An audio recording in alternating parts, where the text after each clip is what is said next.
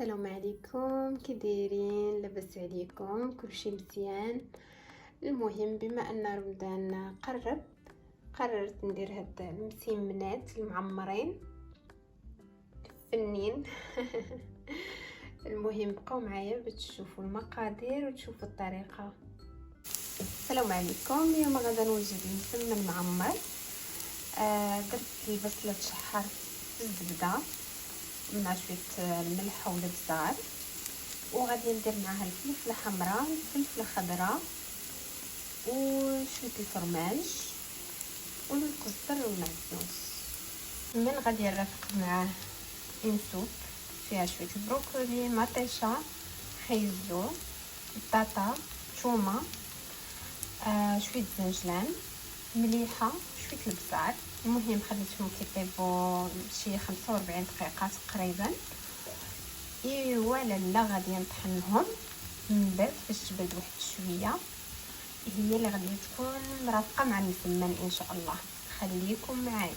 دابا درنا الفلفله الحمراء والفلفله الخضراء هي، وغادي نخليهم يتحروا على خاطرهم.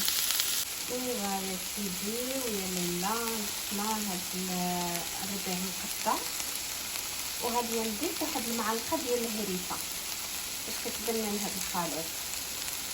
ها هي المعلقه ديال الهريسه. لقيت عندي حتى شويه زيتون تحط في الثلاجه، درت علاش لا حتى هو نضيفو. ايوا كتحركوا هادشي كتخليوه يتشحر مزيان باش كتطفيو عليه، كتضيفوا الفرماج مسكوك. ايوا فاش طفيت على هادشي ملي تشحر مزيان زدت عليه شويه الموتزاريلا صافي. غادي نخليها تبرد. الموتزاريلا اختياريه، اللي بغيتو ديروها ديروها، ما كانش عندكم ماشي مشكل ديروا غير اللي كاين. بالعجينه انا عجنتها غير بالدقيق، شويه الماء، البزاء ويلي. المهم العجينه ها هي موجوده، عجنتها بهاد القصريه الغزاله الفنه. غير بالدقيق، شويه الملح، شويه السكر والماء دافي. خليتها ترتاح. دابا غادي نديرها كويورات بالزيت وغادي نغطيها ونخليها ترتاح بين ما بردات هذيك الحشوه اللي عندي. هنايا غطيتهم، درت ليهم بالزيت وغطيتهم. غنخليهم يرتاحوا مزيان مزيان باش يجوني ساهلين ملي نبغي نسرحهم. عرفتوا هاد لاسوب كيفاش كتجي؟ راها كتجي خطيره خطيره خطيره خطيره ومغذيه وفنه، وخصوصا هادوك شويه الزنجلان اللي كتضيفوه كيعطي واحد البنه معتبره.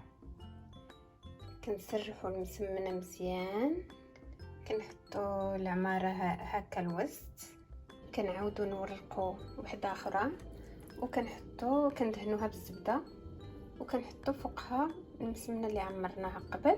ونفس الطريقه غادي نجيبوا هاد الجهه هنا، هاد الجهه على شكل مربع.